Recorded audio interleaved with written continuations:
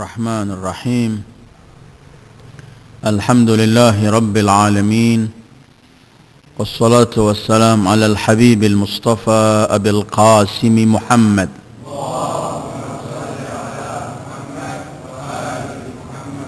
اللهم صل على محمد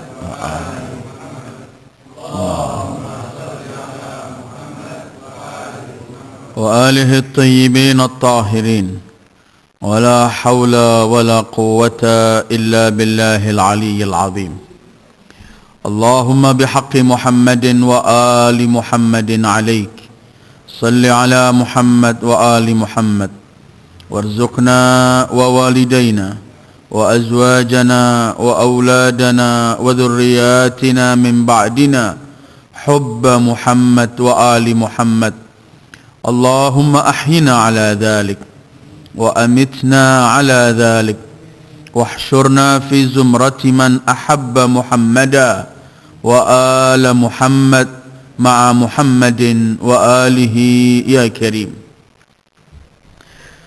أعوذ بالله من الشيطان الرجيم. يا أيها الناس اعبدوا ربكم الذي خلقكم والذين من قبلكم لعلكم تتقون الذي جعل لكم الأرض فراشا والسماء بناء وأنزل من السماء ماء فأخرج به من الثمرات رزقا لكم فلا تجعلوا لله أندادا وأنتم تعلمون صدق الله العلي العظيم. أيها الإخوة السلام عليكم ورحمة الله وبركاته. Pertemuan yang lalu kita selesaikan pembahasan kita berkaitan dengan munafikin. Dalam 5 pertemuan kita bahas munafikin sebagai bagian ketiga dari kelompok yang dibagi oleh Allah dalam awal surat Baqarah, yaitu al-mu'minun, al-kafirun, dan al-munafiqun. Setelah kita selesaikan berkaitan dengan kaum munafikin, Allah setelah menjelaskan manusia terbagi 3 kelompok tersebut, sekarang Allah ingin memanggil seluruh manusia dan menyeru mereka dengan firman-Nya, ya ayyuhan nasu ubudu rabbakum. Karena itu kalimat ya ayyuhan nas dalam Al-Quran ini mencakup seluruh, baik kaum mukminnya, kaum kafirnya, dan kaum munafiknya. Semua diseru oleh Allah. Karena sebutan ya ayyuhan nas mencakup seluruh manusia mutlak. Apabila seruan itu setelah kita membaca manusia dengan 3 kelompok. Pertama kita mengenal mereka, ada di antara mereka adalah orang-orang yang telah taat kepada Allah, yaitu al-muttaqin. Ada yang kafir dan ada al-mu'minun. Maka seruan Allah untuk mereka semua ini, apabila seruan itu ditujukan kepada yang kafir, maka seruhan ayat ini ialah ya ayyuhan nasu ubudu rabbakum, artinya ya ayyuhan nas wahidu rabbakum, esahkanlah Allah. Apabila seruhan itu kepada orang-orang mukminin, maka seperti yang pernah kita baca dalam ihdinas siratal mustaqim, wahai orang-orang yang telah menyembah Allah, wahai manusia kaum mukminin, sembahlah Allah dalam arti sembahan yang sebenarnya. Kalau itu diterukan atau ditujukan kepada kaum munafikin, maka yang terjadi ialah akhlisu, ikhlaskan pengetahuan kalian terhadap Allah, dalam arti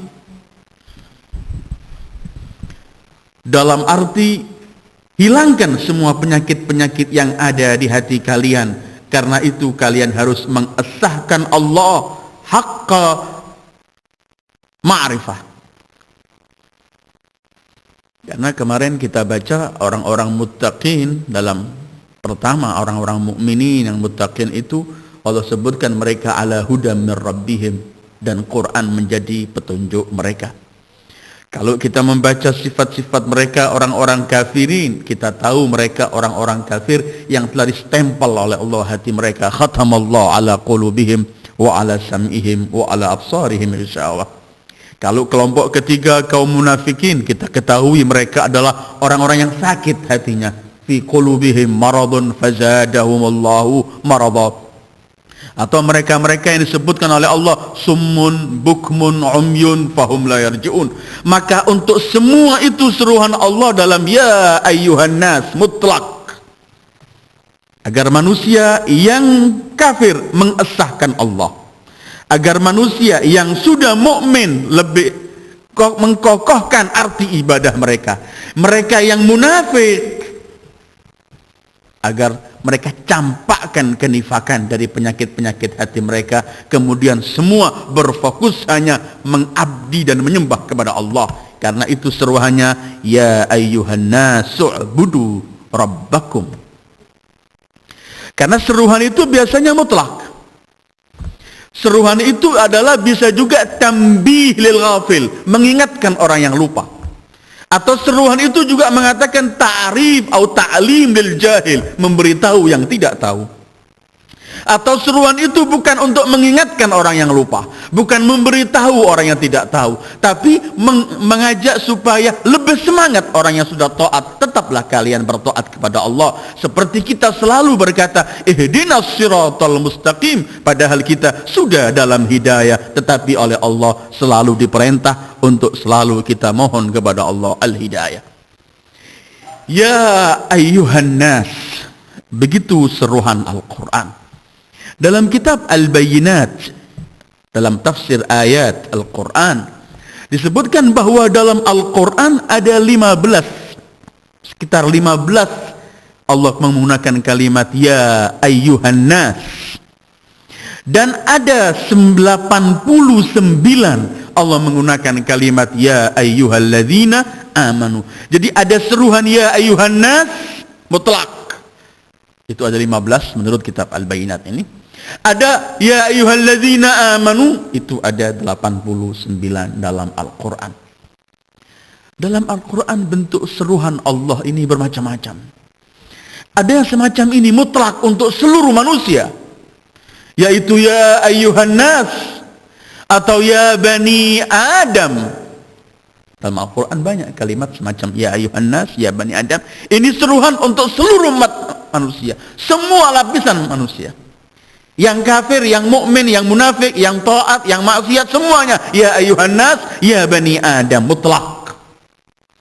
Ada seruhan Allah itu untuk kelompok tertentu, seperti ya ayyuhalladzina amanu.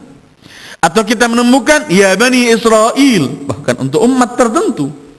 Atau kita menemukan ya ahlal kitab, untuk mereka orang-orang yang pernah menerima Alkitab dari Allah, baik kaum Nasara dengan Injilnya atau Yahud dengan Tauratnya, ya ahlal kitab. Ada juga khitab itu per orang, dan ada per orang ini untuk para kaum nabi, para anbiya. Ada seluruh anbiya ya ayyuhar rusul. Ada untuk per orang, seperti ya ayyuhan nabi, ya ayyuhar rasul balligh ma unzila ilaika min rabbik. Ada nanti mensifati nabi tersebut apa yang sedang dilakukan, seperti ya ayyuhal muzammil, ya ayyuhal muddathir. Ini seruhan-seruhan. Ada seruhan Allah pada nabi yang langsung disebut namanya, ya Dawud inna ja'alnaka khalifatan fil ard, atau ya Adam uskun anta wa zawjukal jannah, ya Ibrahim qad saddaqta ar-ru'ya, ya Yahya khudhil kitaba biquwwah, ya Musa. Dan banyak ayat-ayat yang langsung menuju kepada menyebut nama seorang nabi. Ini kadang-kadang kita melihat, kadang-kadang khitabnya untuk per orang, tapi bukan untuk nabi. Di sini ada an-nas untuk seluruh manusia. Ada khitab yang pakai mufradnya manusia, ya ayyuhal insan innaka kadihun ila rabbika kadhan famulaqi. Ada khitab Allah yang bukan untuk manusia. Tidak itu secara manusia, secara umum, atau kelompok tertentu, atau untuk para anbiya, tapi khitab untuk semua makhluknya. Allah berkhitab pada makhluknya. Yang paling berhak Allah berkhitab, karena semuanya ada makhluk Allah. Satu contoh, ketika Allah dalam surat Hud menceritakan kepada kita banjir dalam peristiwa Nabi Allah Nuh, Allah menyebutkan, a'udzubillahi minasyaitonirrajim, ya arzubla'i ma'aki wa ya sama'u aqli'i. Allah berkhitab, ya ard ibla' wa ya sama' aqli'i. Yang tadinya waktu banjir bumi mengeluarkan juga sumbernya dari atas pun hujan, ketika Allah ingin meredahkan banjir itu, Allah berkhitab pada buminya, sekarang telan semua air ini. Wa ya sama, jangan lagi turunkan. Ya arzubla'i ma'ak wa ya sama' aqli'i. Ada khitab dalam surat Saba, mungkin kalau kita membaca cerita Nabi Allah Daud, ketika Allah menyebutkan ya jibalu awwibi ma'ah. Jibal kena khitab dengan Allah, gunung-gunung bertasbihlah bersama Daud. Atau kita melihat khitab Allah kepada salah satu makhluknya, yaitu kepada api, ketika Ibrahim dimasukkan ke api Namrud. Allah berkhitab, ya naru kuni bardan wassalaman ala Ibrahim. Jadi khitab dalam Al-Quran bermacam-macam.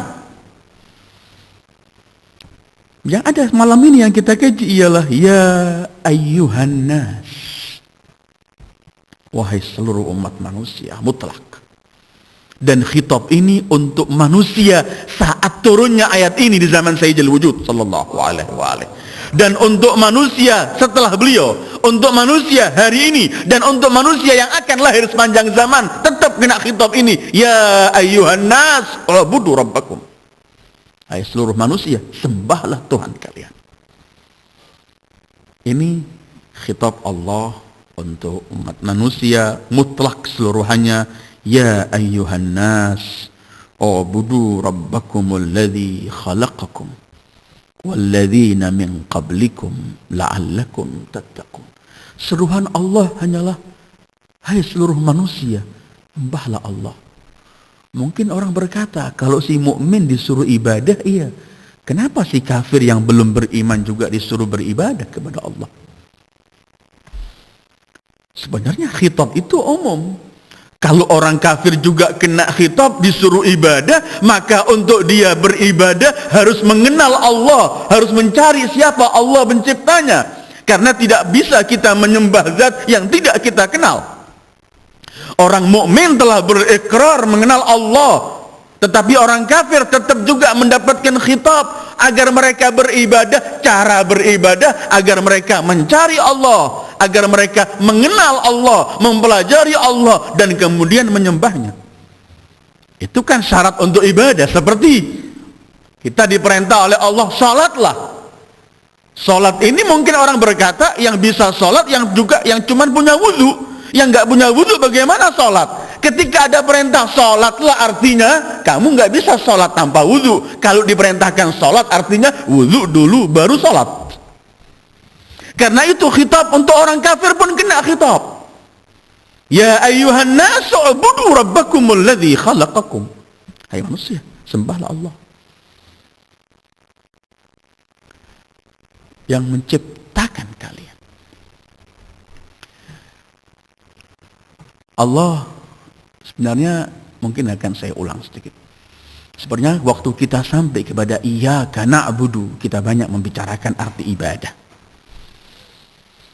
Karena sebenarnya Allah ini ketika menciptakan kita ada tujuan dalam ciptaan ini. Kemudian untuk sampai pada tujuan ciptaan itu, Allah mendatangkan para anbiya, mengutus para nabi, menurunkan kitab-kitab dan ketentuan agar kemudian mengikuti hal semacam ini supaya sampai kepada Allah.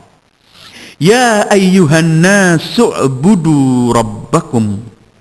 Hai manusia, sembahlah. Kita membaca Al-Quran gamblang sekali.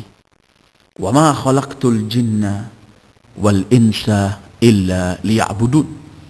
Tujuan Allah menciptakan manusia dan jin agar menyembah kepada Allah, agar beribadah kepada Allah. Mutlak, manusia dan jinnya. Bahkan pernah kita bahas dalam beberapa kajian yang lalu ketika Allah gambarkan kepada kita dalam surat Al-Hajj bagaimana Allah menyebutkan bahwa ternyata semua makhluk Allah ini sembah sujud kepada Allah, semua makhluk Allah ini beribadah kepada Allah. Itu mungkin kita bisa menemukan dalam surat Al-Hajj ayat 18. Allah berfirman, A'udzu billahi minasyaitonir rajim. Alam tara anna Allah yasjudu lahu man fis samawati wa man fil ard wasyamsu wal qamaru wan nujumu wal jibalu wasyajaru wad dawabu wa katsirun minan nas wa katsirun haqqa 'alaihi al 'adzab wa man yuhinillahu fama lahu min mukrim innallaha yaf'alu ma yasha. Bahwa sebenarnya segala sesuatu sujud kepada Allah yang di langit maupun di bumi. Terus matahari, bulan, bintang-bintang, gunung-gunung, pohon-pohonan dan seluruh yang melata di bumi Allah semuanya sujud kepada Allah, semuanya menyembah Allah. Wa katsirun minan nas, Allah sebutkan, dan kebanyakan, bukan semua, ketika sampai pada giliran manusia. Karena manusia ada yang disebutkan oleh Allah, inna hadainahu sabila imma syakiran wa imma kafura. Ya ayyuhan nasu ubudu rabbakum, hai manusia, sembahlah Tuhan kalian Allah. Mutlak. Pernah kita kaji dalam arti ibadah. Kalau Allah ciptakan manusia untuk ibadah, wa ma khalaqtul jinna wal insa illa liya'budun, maka berarti seluruh gerak-gerik umat manusia ini harus semua ditujukan kepada ibadah kepada Allah. Dari ini kita bisa pahami bahwa ibadah bukan hanya terfokus pada salat, puasa, haji, umrah dan semacam itu, doa dan lainnya, tetapi seluruh aktivitas kehidupan manusia selagi dia hidup maka harus dibawa untuk menuju kepada ibadah kepada Allah mutlak.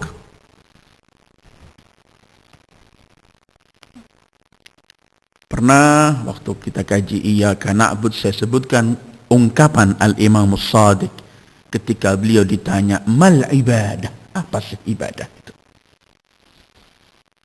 Karena kadang-kadang orang ini mensalahfahami. Salat dia mau, haji mau, sedekah enggan. Salat mau, haji mau, sedekah mau, berbuat baik kepada orang enggan. Padahal sebenarnya seluruh gerak-gerik kita dalam rangka menuju kepada Allah ini semua ibadah mutlak. Ketika Al-Imam As-Shadiq ditanya mal ibadah, apa ibadah itu? Ini jawaban beliau salamullahi alaih, husnun niyyah bit-ta'ah minal wajhi alladhi yuta'u Allahu minhu. Husnun niyyah bit-ta'ah minal wajhi alladhi yuta'u Allah min. Jadi niat yang baik ketika melaksanakan taat tetapi melalui jalur yang diizinkan oleh Allah untuk kita lalui. Artinya segala perbuatan yang kita niatkan untuk taat kepada Allah dan kita lakukan sesuai dengan ketentuan Allah, maka itu artinya ibadah, apapun ibadah itu. Anda di masjid ibadah, Anda di pasar ibadah, Anda di kantor ibadah, Anda di mana saja, dalam seluruh aktivitas kita. Karena ketika Allah menyebutkan ya ayyuhan nasu ubudu rabbakum, maka seluruh yang dibawa oleh para anbiya min Adam ila sayyidil wujud Muhammad sallallahu alaihi wasallam. Dalam bentuk perintah, bentuk larangan, bentuk anjuran dan semua ini, maka semua itu artinya ibadah. Bagaimana begitu? Karena tujuan Allah ciptakan kita untuk ibadah. Maka seluruh kehidupan kita ini sebenarnya bisa kita gunakan untuk ibadah. Pernah saya sampaikan, tapi saya enggak ulangi lagi, ketika Rasul sallallahu alaihi wasallam bersabda, al-ibadatu sab'una juz'an afdaluha talabul halal. Ibadah itu ada 70 bagian. Yang paling mulia mencari nafkah halal. Kerja. Artinya orang ke pasar, orang di kantor, orang jual beli, itu ibadah. Bahkan menurut Rasulullah afdalul ibadah. Supaya orang jangan menganggap ibadah dia sholat di mihrabnya, dia tidak mau kerja, dia tidak mau semuanya, membebani orang lain. Bukan ibadah. Pernah Isa berjalan menemukan orang sedang beribadah, meninggalkan tempatnya ibadah jauh menyendiri. Kata Isa, siapa yang biayai? Kenapa kamu di sini? Aku beribadah. Siapa yang biayai kamu? Hidupmu. Dia hidup, perlu makan, perlu pakaian, perlu segala macam. Siapa yang biaya hidupmu? Kata Isa. Kata orang itu, saudaraku. Kata Isa, huwa a'badu minka. Dia lebih beribadah darimu sendiri. Ketika Allah menyebutkan ya ayyuhan nasu ubudu rabbakum, supaya kita fahami bahwa Allah menginginkan manusia yang harus berangkat menuju kepada Allah dijadikan semua hidupnya hanyalah untuk ibadah kepada Allah. Jadi ketika orang menghabiskan hidupnya untuk ibadah, bukan berarti dalam ibadah hanya bentuk sholat, puasa, haji semuanya. Walaupun itu ibadah, tetapi bukan hanya itu. Karena itu kemudian orang beribadah selagi wa ma khalaqtul jinna wal insa illa liya'budun. Aku tidak ciptakan manusia dan jin kecuali untuk beribadah. Kita kalau hitung salat, berapa menit sehari kita salat? Sementara yang lainnya untuk apa? Karena itu kemudian Allah menyebutkan tanpa ada waktu ibadah sepanjang kehidupanmu. Ketika Allah menyebutkan fa'idha faraghta fansab, kalau kamu selesai melakukan sesuatu, fansab, mulailah pekerjaan yang lain. Dan kamu gak berhenti, karena semua ini bisa bentuknya ibadah. Anda tidur pun dihitung ibadah oleh Allah. Ketika Anda harus melakukan sesuatu yang diperintahkan Rasulullah sebelum Anda tidur. Apapun mutlak. Fa'idha faragta fansab. Karena itu kemudian kalau kita mau bertanya pada Al-Quran, lah sampai kapan kita ibadah? Kalau kita diciptakan untuk ibadah, maka nggak ada waktu. Fa'idha faragta fansab. Sampai kapan kita ibadah? Cuman Allah memberikan jawaban, wa'bud rabbaka hatta ya'tiyakal yaqin. Sembahlah Tuhanmu Allah sampai kamu mati. Artinya kamu mulai hidup dan mulai balik mendapatkan kewajiban, mulai start itu kamu harus ibadah sampai kapan? Sampai mati, karena kehidupan ini penuh dengan aktivitas dan semua itu jadikan ibadah. Orang berkata, ad-dunya sa'ah faj'alha ibadah. Dunia itu hanya sesaat, maka penuhilah dengan ibadah. Kita punya kewajiban kerja, kita punya kewajiban hidup bermasyarakat, kita punya bermacam-macam kewajiban. Ternyata ya itu ibadah. Ya ayyuhan nasu ubudu rabbakum. Sembahlah Allah Tuhan kalian. Ini yang disebutkan sekali lagi oleh Al-Imam Shadiq dalam arti ibadah, husnun niyyah bit ta'ah minal wajhil ladzi yuta'ullahu minhu. Harus melalui jalur yang diiyakan oleh Allah, yang diizinkan oleh Allah. Maksudnya apa ini? Jangan niatnya baik, tapi melalui jalur yang enggak benar, enggak diterima oleh Allah ibadah. Orang berkata, saya membangun masjid, niat baik ini. Bangun masjid itu ibadah. Ibadah banyak juga pahala-pahalanya. Tetapi uangnya dari hasil pencurian. Ini berarti bukan minal wajhil ladzi yuta'ullahu minhu, bukan dari sesuatu yang diizinkan Allah atau yang diterima oleh Allah taat seseorang. Karena jalurnya enggak benar, maka itu bukan diartikan ibadah.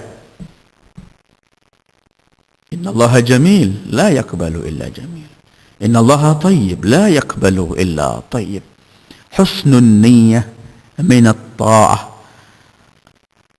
Husnun niyyah bit-ta'ah min al-wajhi alladhi yuta'u Allahu minhu. Ya ayyuhan nas u'budu rabbakum. Itu kemudian kalau kita mau meyakini sebenarnya tidak ada makhluk di wujud ini yang tidak menjadi hamba Allah. Karena arti ibadah sudah pernah kita sebut, bisa dirujuk lagi, artinya ta'a, artinya khudu, artinya ta'alluh lillah. Tetapi pada arti yang sebenarnya kalimat ini diambil kalimat dari kalimat abdun. Abdun itu budak. Nanti kalau saya sampai pada ayat berikutnya, in kuntum fi raibin mimma nazzalna ala abdina, kita akan perluas arti abdun dan siapa abadul abidin. Tetapi ya ayyuhan nasu ubudu rabbakum, kalau mau kita kaji bahwa tidak ada, karena itu saya katakan khitab untuk semuanya, karena tidak ada makhluk yang bukan merupakan hamba Allah. Surat Maryam 93 gamblang Allah menyebutkan, in kullu man fis samawat wa man fil ard illa atir rahman abda. Bahwa semua yang di langit maupun yang di bumi, semua itu hanyalah Abdullah, hamba Allah. Dan ini juga merupakan kehormatan bagi manusia, kan kemuliaan. Ketika Allah ingin memuliakan manusia ini, Allah larang mereka untuk menjadi hamba pada siapapun selain Allah. Karena ketika orang menjadi hamba Allah, ketika itu ia memperoleh kemerdekaan yang mutlak dalam kehidupannya. Karena kalau orang menjadi hamba selain Allah, dia hina.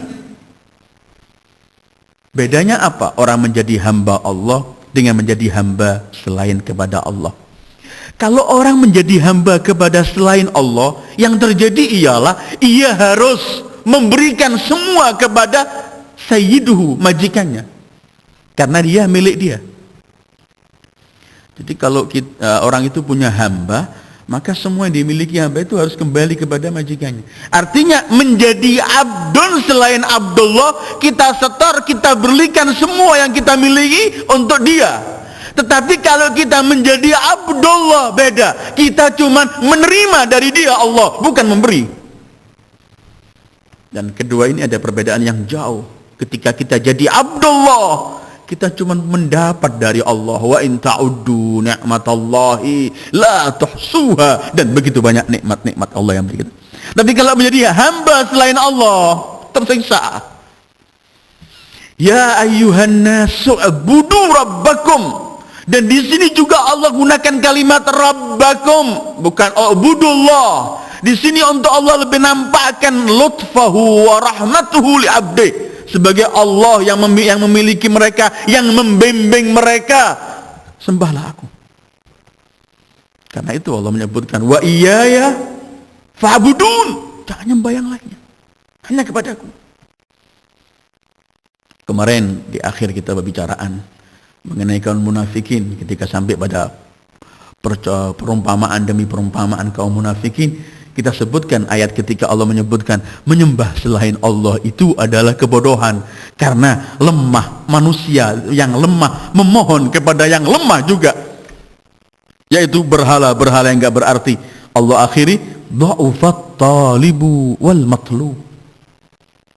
Ya ayyuhan nasu ubudu rabbakum alladzi khalaqakum. Sembahlah Tuhan kalian. Siapa? Allah. Alladzi khalaqakum. Dalam Al-Quran ini banyak sekali ayat-ayat yang Allah ketika mengajak manusia untuk beribadah kepadanya, Allah ingatkan bahwa Allah lah yang menciptakan mereka. Allah lah yang menciptakan mereka. Bahkan banyak ayat-ayat Al-Quran yang Allah merintahkan kita untuk melihat asal-usul ciptaan kita. Karena kalau kita melihat proses ciptaan kita, sebenarnya kan ketika kita diwujudkan oleh Allah, diciptakan oleh Allah, ini kan merupakan satu nikmat yang paling besar. Apapun kenikmatan yang pernah diperoleh manusia dalam kehidupannya, kembalinya hanya kepada Allah, karena Allah yang menciptakan dia. Kalau Allah nggak menciptakan dia, dia nggak wujud di bumi ini, sehingga dia nggak memiliki semua kenikmatan yang pernah ia peroleh itu. Karena itu keberadaan manusia ketika diciptakan oleh Allah, itu saja sudah merupakan anugerah terbesar Allah berikan. Kalau sudah ini merupakan anugerah yang terbesar, harus ia ingat kepada pemberi anugerah itu, yaitu Allah.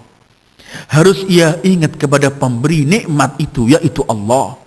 Mengingat pemberi nikmat itu artinya kita mengabdi kepada pemberi nikmat itu adalah Allah. Karena itu menyebutkan alladzi khalaqakum. Kita akan baca beberapa ayat dalam Al-Quran ketika Allah menyebutkan manusia ini hendaklah mengingat bahwa ia diciptakan oleh Allah. Satu contoh, dalam surat Al-An'am 102 Allah berfirman, dzalikumullahu rabbukum la ilaha illahu khaliqu kulli syai'in fa'buduh wa huwa ala kulli syai'in wakil. Dialah Allah, tidak Tuhan kecuali Allah, pencipta segala sesuatu. Khaliqu kulli syai'in. Setelah Allah jelaskan bahwa Allah khaliqu, yang menciptakan segala sesuatu, baru ada perintah fa'budu, sembahlah dia. Manusia dulunya tidak ada, kemudian diciptakan oleh Allah. Ini anugerah. Salah satu yang dijelaskan oleh Al-Imam Ali Zainal Abidin dalam buku Hukuk, Risalatul Hukuk, beliau pernah mengatakan, hak ayahmu, ketika sampai pada hak ayah, seseorang ayah, kata Imam Sajjad, apapun kesuksesan, keberhasilan yang kamu miliki, jangan menjadikan kamu tidak bakti kepada orang tuamu. Karena semua kesuksesan yang kamu peroleh dari kehidupanmu ini, semua kembalinya ialah kepada ayahmu dahulu. Karena kalau tiada ayahmu, kamu tidak ada di dunia ini. Kan ada seorang anak kalau sudah merasa pintar, kaya, terus meremehkan orang tuanya. Ketika ia sukses dalam sesuatu, melihat dengan mata sebelah ayahnya. Kata Imam Ali Zainal Abidin, apapun keberhasilanmu dalam dunia ini, apapun yang kamu peroleh, jangan pernah melupakan hak ayahmu, karena semua yang kamu peroleh ini tidak pernah akan tercapai kalau tidak ada ayahmu. Karena kamu hanya prosesnya melalui ayahmu ya kamu ada di dunia ini. Apalagi kalau kita berbicara pada Allah, seluruh kenikmatan ini tidak pernah kita peroleh kalau kita tidak hidup terlebih dahulu, nggak diciptakan oleh Allah. Karena itu nikmat al-khalq, Allah menciptakan, ini satu nikmat yang besar. Ini Allah menyebutkan la ilaha illahu khaliqu kulli syai'in fa'budu wa huwa ala kulli syai'in wakil. Karena itu, dan ayat-ayat lagi banyak. Karena itu Allah mengecam orang, Allah menyebut manusia ini paling terkutuk. Kapan manusia menjadi paling terkutuk? Kalau dia lupa dirinya, lupa asal ciptanya. Karena ketika orang sudah tidak mengingat lagi nikmat Allah wujudkan ia di dunia ini, dia tidak lagi mengingat karena Allah yang menciptakan dia sehingga dia hidup di dunia ini, dia tidak pernah akan ingat kepada Allah, dan artinya tidak pernah akan beribadah kepada Allah. Allah berfirman dalam surat Abasa begini, Qutilal insanu ma akfarah. Celaka manusia, alangkah kufurnya manusia. Setelah Allah menyebutkan alangkah kufurnya manusia, celaka manusia, Allah sebutkan apa? Min ayyi syai'in khalaqa. Dari apa yang diciptakan? Di sini sekaligus Allah ingin meremehkan kamu, jangan sombong dari apa kamu diciptakan, dan sekaligus ingatlah kepada siapa yang menciptakan kamu. Min ayyi syai'in khalaqah. min nutfatin khalaqahu faqaddarah, thumma as-sabila yassarah, thumma amatahu faqbarah, thumma idza syaa'a ansyarah. Dia celaka manusia, alangkah celakanya. Tidakkah ia lihat dari apa yang diciptakan? Min nutfatin, dari sperma, khalaqahu faqaddarah, Allah yang menciptakannya. Min ma'in mahin dalam ayat lain. Tsumma sabila yassara, Allah yang memudahkan semua jalannya. Terus tsumma amatahu faqbarah, Allahu akbar. Allah yang mematikan dia dan Allah yang menguburkan dia.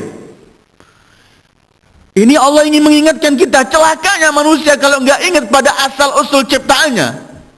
Padahal dalam seluruh kehidupan kita ini tidak ada yang sesuatu yang pernah kita miliki. Coba kita bayangkan ayat ini, bagaimana Allah menggunakan kalimat summa amatahu, Allah yang mematikan. Okelah, ketentuan Allah, Allah matikan. Karena dalam ayat lain Allah mengatakan, nahnu qaddarna bainakumul mauta wa ma nahnu bimasbuqin. Kami menentukan kematian. Cuman kalimat fa'akbarah, dia Allah yang mengubur manusia. Padahal saya sama antum yang mikul jenazah mengkubur ini. Kita yang menggali tanah, kemudian kita yang masukkan si mayat di lahatnya. Tetapi Allah mengatakan fa'akbarah, dia Allah. Karena apa? Kapan kita bisa menggali tanah itu kalau kita nggak diciptakan dulu dengan kok tanah juga diberikan pada kita oleh Allah?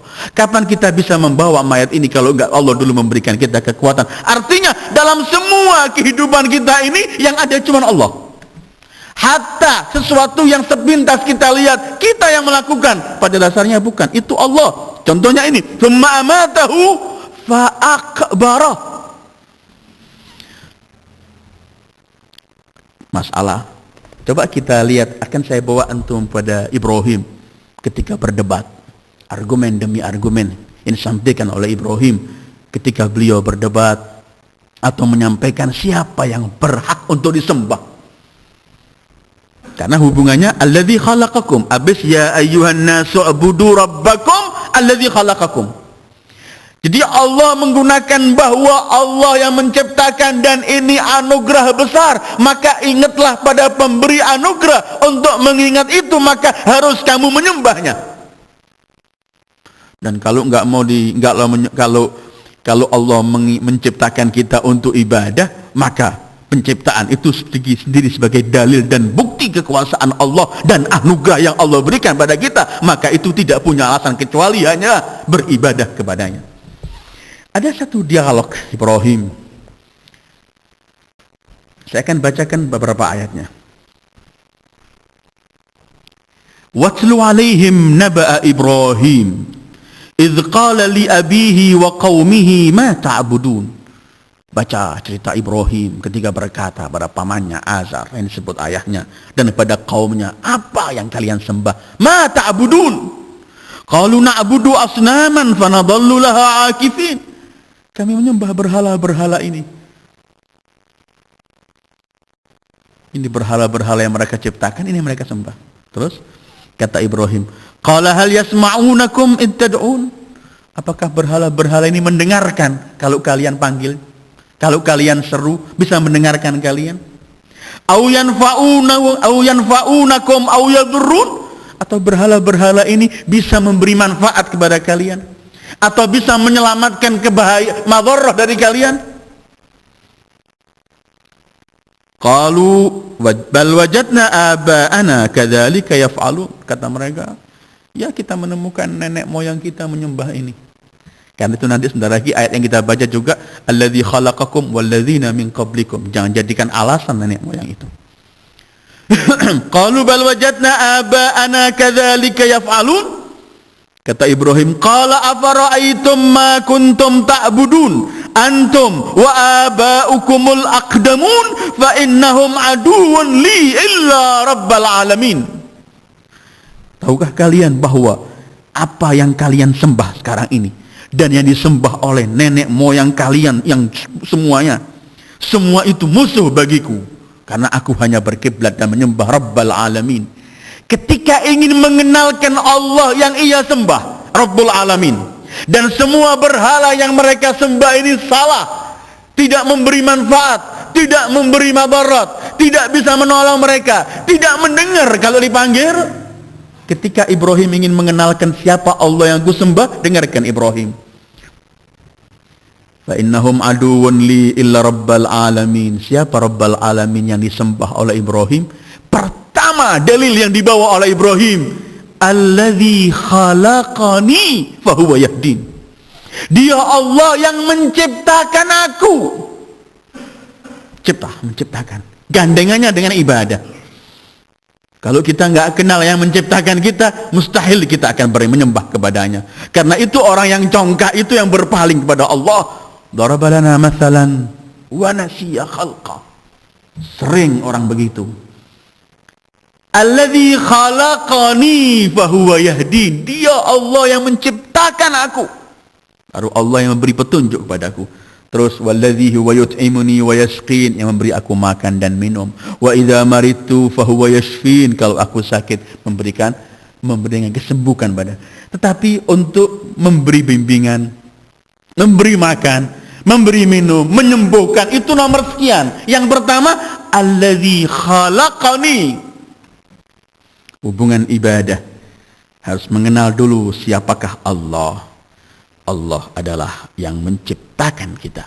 Maka hanya Allah itulah yang patut kita sembah. Artinya, selain pencipta, jangan disembah.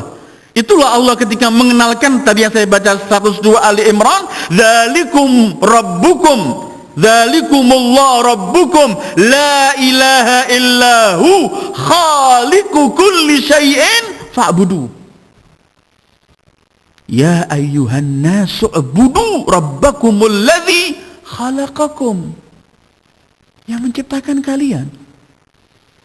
Ada sedikit isyarah dari Imam Ali dalam salah satu ungkapan beliau. Kalau Allah nggak memerintahkan kita atau melarang kita dengan sesuatu, Allah nggak menyebutkan mengenai pahala atau sanksi, tetap Allah itu harus disembah karena nikmat-nikmat yang telah diberikan pada kita. Ya ayyuhan nasu ubudu rabbakumul ladzi khalaqakum walladzina min qablikum. Karena itu ketika orang sudah tidak mengingat dirinya, orang yang lupa dirinya itu kan disebut orang sombong. Orang sombong itu yang lupa dirinya. Orang yang tahu dirinya nggak pernah akan sombong. Karena itu Allah menyebutkan orang yang sombong itu nggak pernah ketemu dengan ibadah, nggak pernah akan menyembah Allah. Gandengannya orang sombong itu pasti berpaling dari Allah. Pernah saya sampaikan dalam Iyyaka na'budu, bagaimana Allah berkata, bagaimana Allah berfirman kepada iblis yang congkak, istakbarta, kamu sombong. Juga kepada Fir'aun, istakbarta, kamu sombong. Atau untuk iblis, aba wastakbar. Kenapa istakbar? Dianggap oleh Allah istakbar, kenapa? Karena dia melupakan Allah yang menciptakan dia. Dia ingat dirinya yang sudah ada ini, tapi lupa asal usul siapa yang menciptakannya. Karena itu Allah menyebutkan begini, innalladzina yastakbiruna an ibadati sayadkhuluna jahannama dakhirin. Orang yang congkak, sombong, tidak lagi memohon, enggak mau memohon kepada Allah, enggak mengabdi kepada Allah, tempatnya itu akan digiring ke neraka jahannam. Ya ayyuhan nasu ubudu rabbakumul ladzi khalaqakum, yang menciptakan kalian. Terus walladzina min qablikum, dan juga yang menciptakan orang-orang sebelum kalian. Allah sebutkan juga orang-orang sebelum, karena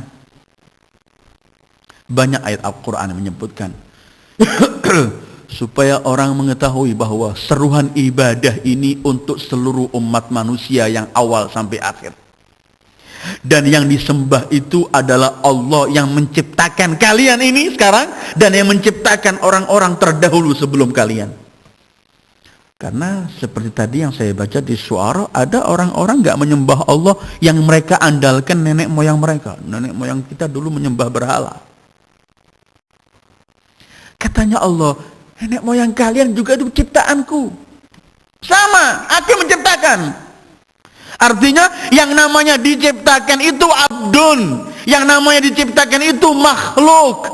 abdun dan makhluk itu tidak memiliki sesuatu. Yang memiliki kekuatan, kekuasaan hanyalah Allah. Maka karena itu ketahuilah, aku yang menciptakan kalian dan aku yang menciptakan orang-orang sebelum kalian. Semuanya adalah ciptaanku dan yang kusuruh hanya satu, menyembahlah kepadaku.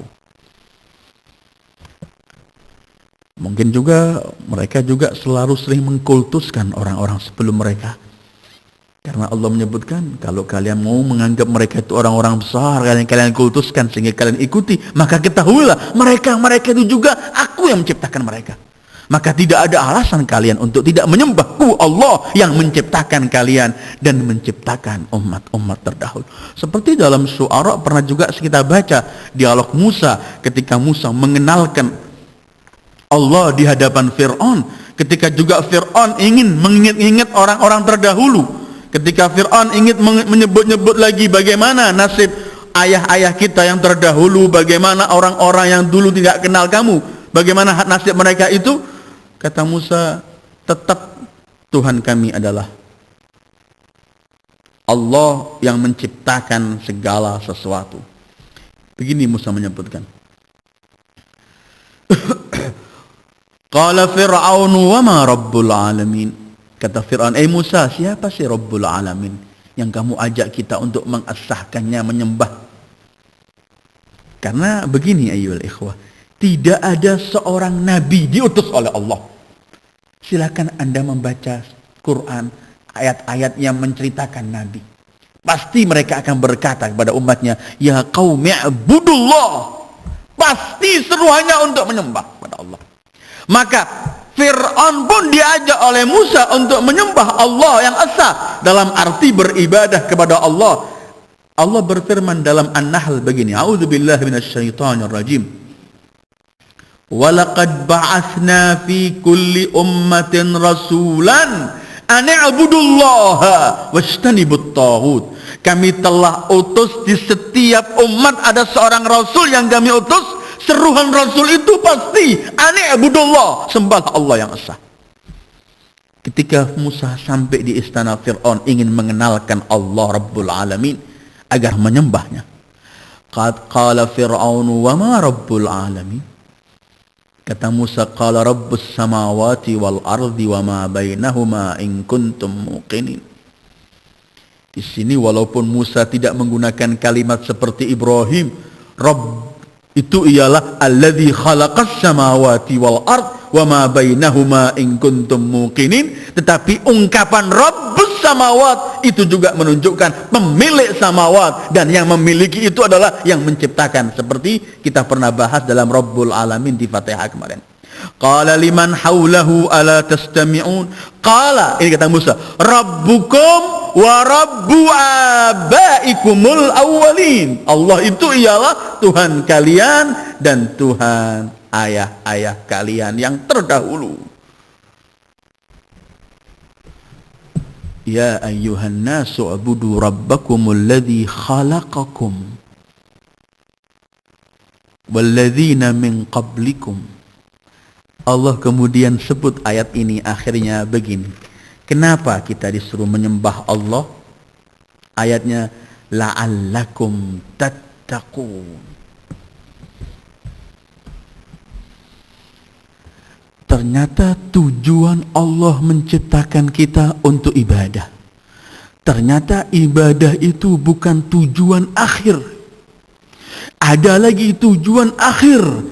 Tujuan akhir itu ialah agar manusia memperoleh kesempurnaannya.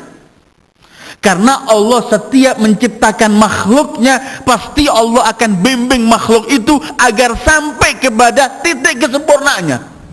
Alladzi khalaqa fahada. Pasti seluruh makhluk Allah, apapun, manusia, jin, tumbuh-tumbuhan, hayawan, dan apapun, Allah ciptakan makhluk itu agar sampai kepada tujuannya. Tujuan manusia yang terdepan ialah agar sampai kepada Allah. Untuk sampai kepada Allah itu Allah ciptakan manusia dengan harus dia ibadah.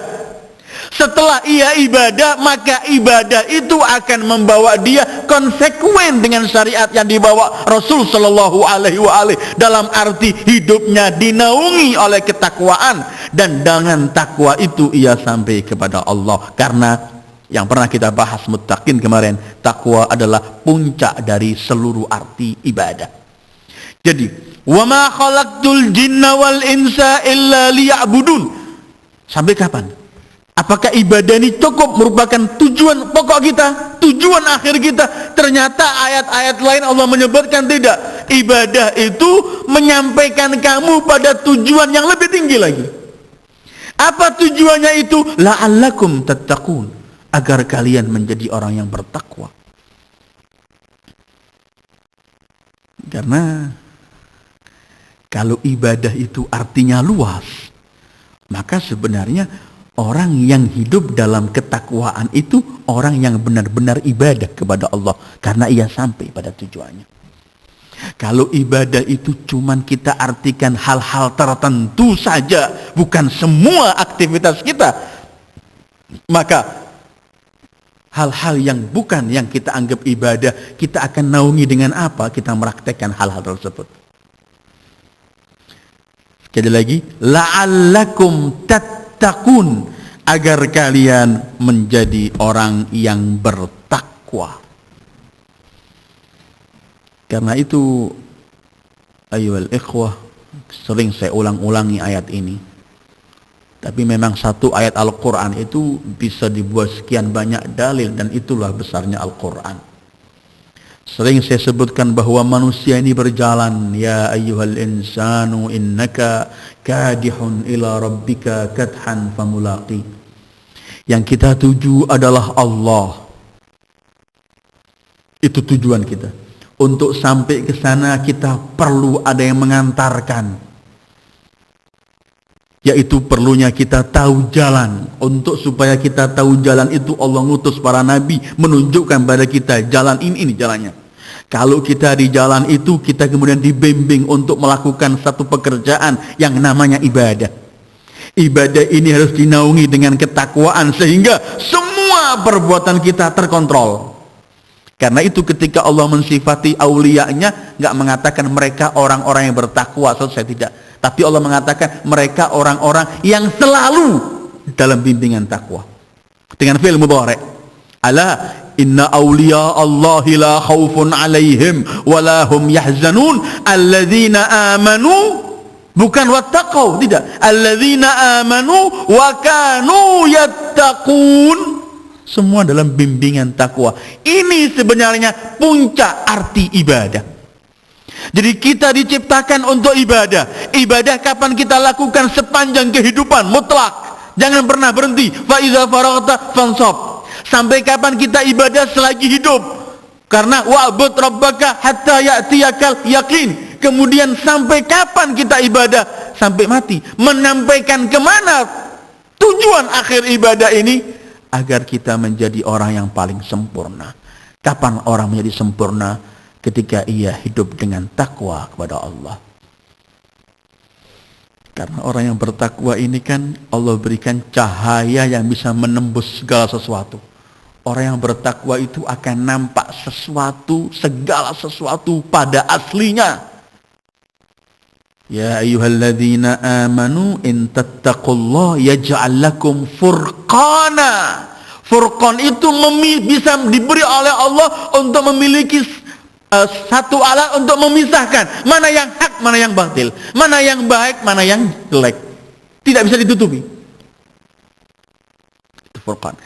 Apabila orang beribadah sampai pada ini tujuan dia. Karena apa?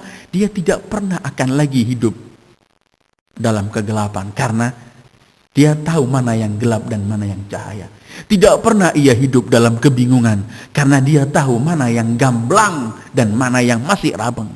Dia tidak pernah dalam kebodohan, karena dia tahu mana yang murni arti ilmu sebenarnya menyampaikan kepada Allah, mana yang bodoh walaupun ditutup-tutupi. Karena itu orang yang bertakwa itu, syaitan masih menggoda, seperti yang saya sampaikan beberapa minggu yang lalu. Masih sempat menggoda, tapi mereka kalah. setan-setan ini kalah oleh takwa, oleh orang-orang muttaqin. Kenapa? Karena orang muttaqin itu yang selalu konsentrasi pada Allah dan tidak lagi bisa ditipu oleh syaitan. Karena apa? Karena ada hubungan dengan Allah. Syaitan itu kan pekerjaannya selalu menghias amalan anak Adam. Amalan jelek, bobrok, bau busuk, tapi oleh syaitan dihias seperti yang indah. Ini yang Allah sebutkan zayyana lahu. Allah, syaitan menghias. Na'udzubillah. Tetapi orang yang bertakwa, ketika dia berangkat dengan ibadah sampai puncak takwa, orang tersebut tidak bisa syaitan menghias pada dia sesuatu. Karena apa? Dia melihat sesuatu pada aslinya, pada hakikatnya. Furqan dia miliki. Apapun dihias, dia tetap tahu ini jelek. Ditutupi model apapun, dia tahu ini barang gak benar. Karena apa? Dari mana ia memiliki ini? Dia memiliki furqan. Dari mana datangnya furqan ini? Dari takwa yang ia miliki. Takwa ini kapan ia akan beroleh? Ketika ia hidup dalam kehidupannya selalu beribadah kepada Allah. Dalam arti semua aktivitas kehidupannya didasarkan ialah dengan husnun niyyah, bitta'ah minal wajhi alladhi yuta'ullahu minhu. Karena itu gak bisa ditutup-tutupi, akan nampak gamblang hak. Itu mungkin kita pernah mendengarkan Rasul membimbing kita untuk berdoa kepada Allah agar Allah menampakkan kita hak itu hak dan kami diberi taufik untuk mengikutinya, dan menampakkan batil itu batil dan kita diberi oleh Allah bimbingan untuk membencinya. Allahumma arinal haqqa haqqa farzuqna ittiba'ah wa arinal batila batila farzuqna ijtinabah. Kenapa Rasul membimbing gini? Karena banyak orang itu rabeng, melihat yang batil dianggap hak, melihat yang hak dianggap batil. Kita minta atas perintah Rasul sallallahu alaihi wa alihi agar kita nampak hak itu hak dan kita dibimbing oleh Allah untuk bisa mengamalkan, mengikutinya, dan batil itu batil. Sekali lagi, bahwa takwa adalah puncak dari arti ibadah. Jadi Allah ciptakan kita untuk ibadah, tapi ibadah itu yang menyampaikan kita kepada takwa. Dan saya telah banyak membahas masalah takwa di pengajian sebelumnya, bisa dirujuk di kasetnya. Tapi itulah sebenarnya inti dari semuanya. Karena itu takwa ini kemudian wasiat seluruh para nabi. Seluruh para nabi mengajak umatnya untuk bertakwa. Sehingga Allah pun menyebutkan bahwa aku wasiatkan takwa ini seperti aku wasiatkan kepada umat-umat terdahulu. Takwa yang Allah wasiatkan. Karena itu kemudian, karena kita ini ibadah nggak boleh berhenti, karena itu wasiat takwa nggak boleh berhenti. Kalau kita Jumatan itu harus ada wasiat takwa juga kita masih harus terus ingatkan. Kalau enggak, orang bilang akan melemah ibadah ini. Dan bisa putus ibadah ini kalau enggak didasari oleh takwa. Karena itu Allah menyebutkan la'allakum. Tapi la'alla itu moga-moga, mudah-mudahan kalian. Litaraji orang menyebutkan. Tetapi kalau la'alla itu datangnya dari Allah, maka itu bukan cuman arti mudah-mudahan, moga-mogahan, tidak. Tapi artinya pasti. Jadi kalau la'alla selain dari Allah itu bisa terjadi dan tidak. Karena taraji mengharapkan, mungkin terjadi, mungkin tidak. Tetapi kalau dari Allah pasti terjadi. Jadi kalau Allah mengatakan wa ya ayyuhan nasu ubudu rabbakumul ladzi khalaqakum walladzina min qablikum la'allakum tattaqun, artinya pasti kalian akan sampai kepada arti takwa kalau kalian menyembah. Cuman ini pun keindahan Al-Quran, agar orang yang mengabdi kepada Allah dan beribadah kepada Allah masih tetap memiliki arti al-khawfu war-raja, masih memiliki takut dan pengharapan. Jangan-jangan nanti nggak diterima amal perbuatan kita, masih ada begitu. Allah menggunakan kalimat la'alla ini agar kita yang berangkat menyembah Allah ini supaya kita tidak terlalu ghurur. Apa artinya ghurur? Membanggakan diri, saya sudah bertakwa, saya sudah beribadah, saya belum. Masih la'alla, untuk kamu hati-hati. Karena itu tetaplah kamu mengharap dan tetaplah kamu mengontrol dirimu supaya enggak lepas. Karena itu sekali lagi fi'ilnya la'al alladzina amanu wa kanu yattaqun. Seperti Allah gambarkan dalam salah satu ayatnya bagaimana contoh orang-orang yang bertakwa kepada Allah, mereka sudah melakukan semua kebaikan. Mereka melaksanakan semua perintah Allah. Mereka meninggalkan larangan Allah. Tetapi mereka dalam hal semacam ini telah melaksanakan perintah, meninggalkan larangan. Dalam hal semacam ini tetap mereka masih takut, karena mereka akan kembali kepada Allah. Mereka belum mampu menepuk dadanya. Dengarkan Allah mensifati mereka orang-orang yang berbuat baik. A'udzu billahi minasyaitonir rajim.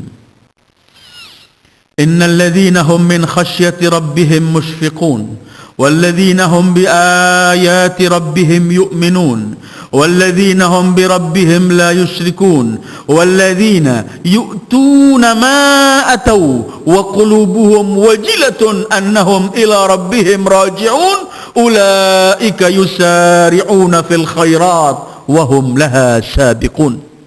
Mereka orang-orang yang takut dengan Allah. Mereka orang-orang yang percaya dengan semua tanda-tanda kebesaran Allah dan ayat-ayat Allah. Mereka yang tidak pernah syirik kepada Allah dalam kehidupan mereka. Mereka yang melaksanakan semua yang telah Allah tentukan dan wajibkan untuk mereka. Tetapi Allah masih mensifati mereka itu wa qulubuhum wajilatun. Tetap hati mereka takut. Takut. Kenapa? Karena mereka yakin bahwa mereka akan kembali kepada Allah dan akan mendapatkan hisab. Orang yang telah mengamalkan semua kebaikan, tapi hati mereka masih takut. Bukan su'dzon sama Allah, tidak. Tapi dia akan merasa bagaimana kelak akan ada hisab di hadapan Allah. Merasa kurang selamanya. Orang semacam ini oleh Allah sebut gini, ulaika yusari'una fil khairat. Ini tipe manusia yang berlomba melaksanakan perbuatan baik.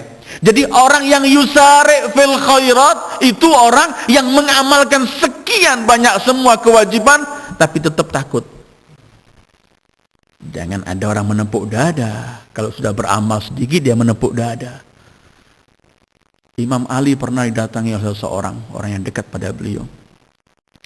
Karena Imam Ali itu begitu dermawan. Tidak pernah menyimpan sesuatu yang beliau miliki, selalu beliau bagi. Salamullahi alaih. Kalau beliau sudah membagi di Baitul Mal, beliau sapu sendiri Baitul Mal itu. Setelah sapu beliau sholat, sujud, kemudian berdoa, ya Allah telah kubagi sesuai dengan ketentuan, tapi tetap aku takut kalau aku keliru dalam pembagian ini. Kalau beliau memiliki, beliau selalu beri. Ada orang berkata pada beliau, ilakam tumsik. Sampai kapan kamu infakkan semua yang kamu miliki ini? Tidakkah sekali-kali tumsik, kamu tahan dulu? Jawaban Imam Ali, beliau ya, kalau aku tahu Allah pernah menerima satu saja perbuatan baikku, mungkin aku mulai menahan. Sementara aku belum tahu diterima atau tidak amal perbuatanku. Beliau Illil jannah tashtaq ila, yang surga rindu dengan beliau. Karena itu setiap kita kalimat Allah mengatakan la Allah, agar kita tetap dalam melaksanakan ibadah untuk memperoleh takwa dan kembali kepada Allah dengan modal takwa. Jangan pernah tertipu oleh jiwa atau syaitan yang selalu membisiki kita, kamu telah berbuat baik, kamu telah beramal baik, kamu jangan.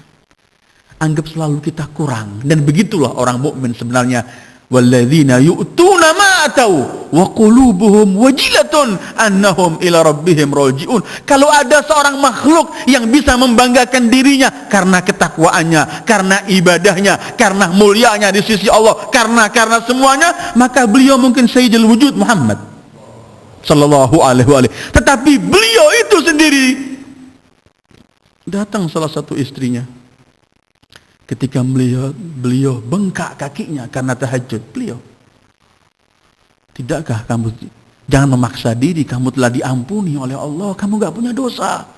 Jawaban Nabi itu, afala akunu abdan syakura, tidakkah aku menjadi seorang hamba yang bersyukur kepada Allah?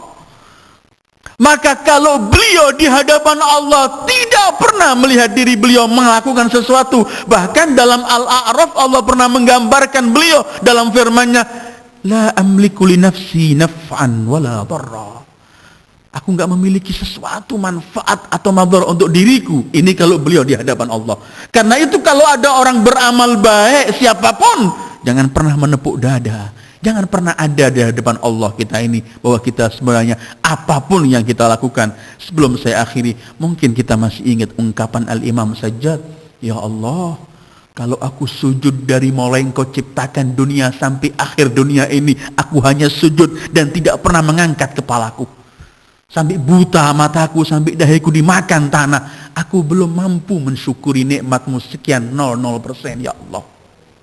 Sujud dari makhluk awal umurnya sampai makhluk akhir, belum. Ini contoh-contoh semacam ini untuk kita ambil pelajaran bahwa kita jangan pernah menepuk dada kalau telah beramal baik. Cuman ungkaplah terima kasih pada Allah dan minta beri taufik. Tetapi jangan pernah membanggakan diri. Ayol ikhwah, malam ini kita cuman masih sampai kepada satu ayat ini. Padahal ayat-ayat berikutnya juga sebagai dalil kenapa kita menyembah Allah. Karena Allah menyebutkan beberapa nikmat. Nikmat pertama Allah mengatakan alladzi khalaqakum walladzina min qablikum. Tetapi sebentar lagi Allah masih akan memberikan nikmat. Nikmat Allah jadikan bumi ini bagaimana, Allah jadikan langit bagaimana. Ini nikmat-nikmat ini membawa kita agar mengenal pemberi nikmatnya, dan kemudian hanya kepada pemberi nikmat itu kita beribadah. Wa sallallahu ala khairi khalqihi Muhammad wa alihi ajma'in. Wassalamu alaikum warahmatullahi wabarakatuh.